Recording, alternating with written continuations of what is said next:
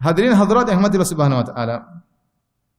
Allah menjadikan atau menciptakan alam semesta ini dan menciptakan antum di dalamnya adalah untuk menguji manusia di alam semesta ini. Dan dalil akan hal ini sangat banyak. Di antaranya Allah Subhanahu wa taala berfirman, Tabarakalladzi biyadihil mulku wa huwa ala kulli syai'in qadir. Alladzi khalaqal mauta wal hayata liyabluwakum ayyukum ahsanu amala. Ya, dialah Allah yang telah menciptakan kehidupan dan menciptakan kematian untuk menguji kalian, Siapa di antara kalian yang terbaik amalannya? Jadi Allah ciptakan kehidupan, kematian, Allah menciptakan antum untuk menguji antum sekalian.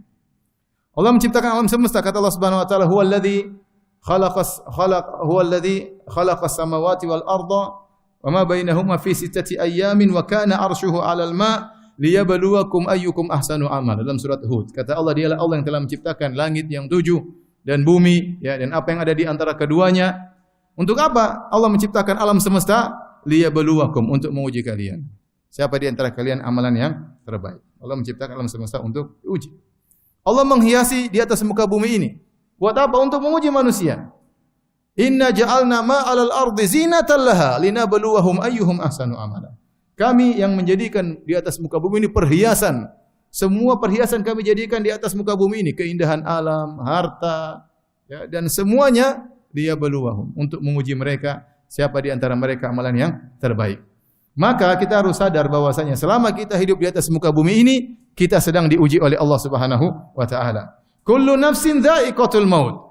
Wa nabluhum bisyarri wal khairi fitnah wa nabluukum bisyarri wal khairi fitnah wa ilaina turja'un. Kata Allah, setiap yang bernyawa pasti merasakan kematian, dan kami menguji kalian dengan keburukan dan kebaikan, dan kepada kamilah kalian tempat kembali. Peringatan dari Allah, selama Anda masih hidup, Anda pasti diuji. Entah diuji dengan keburukan, entah diuji dengan kemewahan, ya, entah diuji dengan kemiskinan, kesusahan, entah diuji dengan harta, kesehatan, ya, kepintaran dan yang lainnya. Namun Allah ingatkan di akhir ayat, wa ilaina turja'un, kepada kamilah kalian akan dikembalikan untuk dimintai pertanggungjawaban.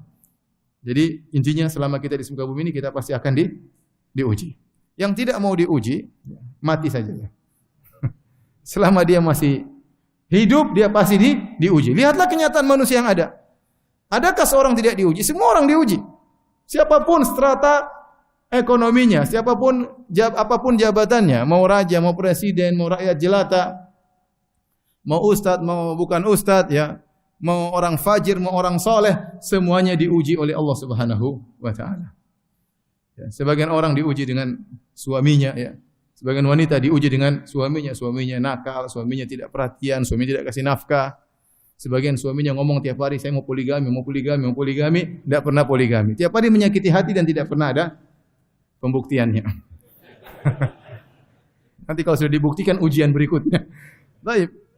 Ada orang diuji dengan, ya, orang tuanya. Saya kemarin baru ditanya, Ustaz, ibu saya Ustaz, ya, tiap hari ngomel, saya berbuat baik selalu diomelin. Bayangkan ada diuji dengan apa? Orang tuanya. Orang tuanya tidak pernah berterima kasih. Dia sudah berusaha semaksimal mungkin, tidak berterima kasih, selalu direndahkan. Apa kerjaanmu? Kamu apa manfaatnya jadi anak? Mana baktimu? Selalu, ya, ada orang diuji dengan orang tuanya. Ada orang diuji dengan mertuanya. Betapa banyak wanita mengeluh diuji dengan ibu mertuanya. Ribut dengan ibu mertuanya terus. Ya. Itu tidak. Betapa banyak wanita mengeluh hidup dengan ibu mertuanya, ribut terus dengan ibu mertuanya. Ya. Seperti itu. Namanya kehidupan. Ada seorang wanita diuji, ya, sudah lama menikah, sudah lama hidup, sudah tua, tidak ada yang melamar dia. Diuji dengan kesendiriannya, jadi jomblowati, ya. Menangis kepada Allah, ya Allah, kapan saya bisa menikah? Di sisi lain, ada yang menikah terus menderita. Kenapa? Suaminya brengsek. Ada seorang wanita diuji, ya, sudah lama menikah, tidak punya anak. Selalu berdoa, ya Allah, berikan aku anak, enggak punya anak terus. Di sisi lain ada wanita diuji, anaknya nakal-nakal. Jangan antum sangka ada orang hidup tidak diuji. Semuanya pasti apa? Diuji, ya. Antum lihat pejabat tidak diuji, presiden tidak diuji, ya. Pejabat, ya, orang menteri tidak diuji, mereka juga diuji. Mereka juga dimaki-maki rakyat, mereka juga dituntut rakyat. Setiap melakukan kebaikan dituduh yang tidak, ya. Namanya ujian, ya. Antum kira orang punya perusahaan besar tidak diuji? Diuji. Kita punya kawan-kawan ada yang punya perusahaan besar, mereka diuji juga. Diuji pas musim gajian, waduh. Ada 1000 pegawai harus digaji. Pikir mereka pusing. Pegawainya yang miskin-miskin yang mau digaji, enggak pusing, senang. Sebentar lagi gajian. Yang punya perusahaan mikir gimana menggaji mereka. Apalagi kalau sudah lebaran, THR, bayangkan. Tidak kerja sebulan dikasih bonus, gaji sebulan. Yang pusing siapa? Yang pusing yang punya perusahaan. Padahal perusahaannya apa? Besar. Jadi ikhwan, sudahlah. Ente jangan berkhayal tidak diuji dalam kehidupan ini. Apalagi jika antum beriman kepada Allah Subhanahu wa taala, lebih lagi dijanjikan ujian. Lebih lagi dijanjikan ujian oleh Allah Subhanahu wa taala. Alif Lam Mim, ahasiban nasu ayyutraku ayyaqulu amanna wa hum la yuftanun. Alif Lam Mim, apakah manusia dibiarkan mengaku-ngaku telah beriman dan mereka tidak diuji? Walaqad fatanna alladziina min qablihim fala ya'lamanna Allahu alladziina shadaqu wa la ya'lamanna al-kadzibin. Sungguh kami telah menguji orang-orang sebelum mereka. Kalian akan diuji sebagaimana orang-orang sebelum kalian juga pernah diuji. Kami akan menguji mereka agar Allah mengetahui mana yang imannya benar dan mana iman yang tidak benar. Jadi pasti diuji. Justru antum mengatakan kami beriman, maka akan diuji oleh Allah Subhanahu wa taala. Am hasibatum an tadkhulul jannata wa lamma ya'tikum mathalul ladzina khalau min qablikum massathumul ba'sa'u wad-dharra'u wa zulzilu.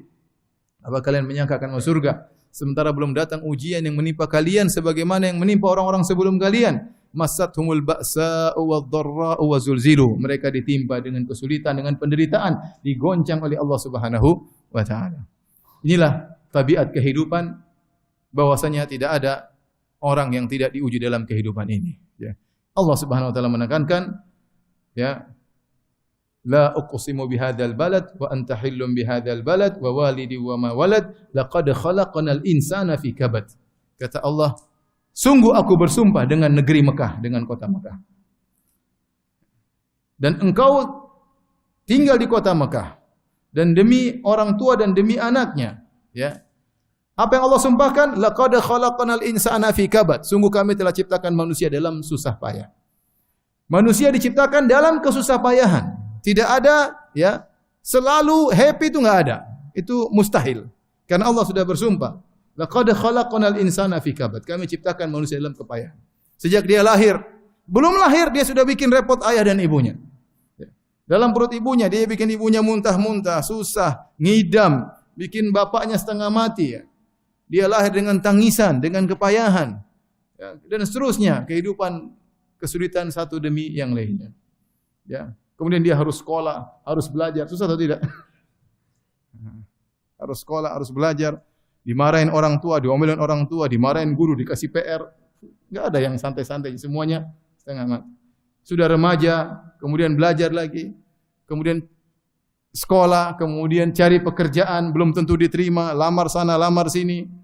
Sudah punya duit, cari istri, setengah mati lagi, ya. Ya, jomblo bertahun-tahun, ya. Melamar sana ditolak, melamar sini ditolak, duit tidak ada, ya. Kemudian akhirnya dapat seorang akhwat, ternyata akhwatnya masalah, ya. Ternyata suka ngomel tiap hari, nuntut sana, nuntut sini, dapat mertua kurang ajar, waduh repot.